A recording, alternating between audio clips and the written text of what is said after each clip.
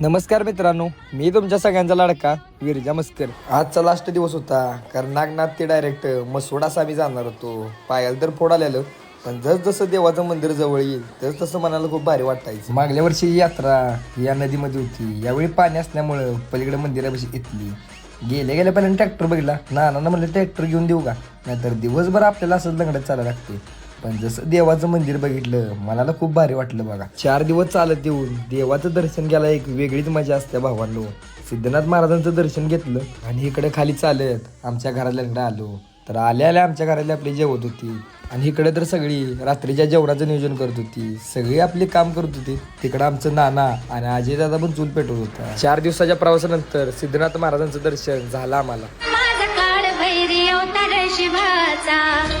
अगनाथ माझा काळ भैरी अवतार शिवाचा, अवतार शिवाचा.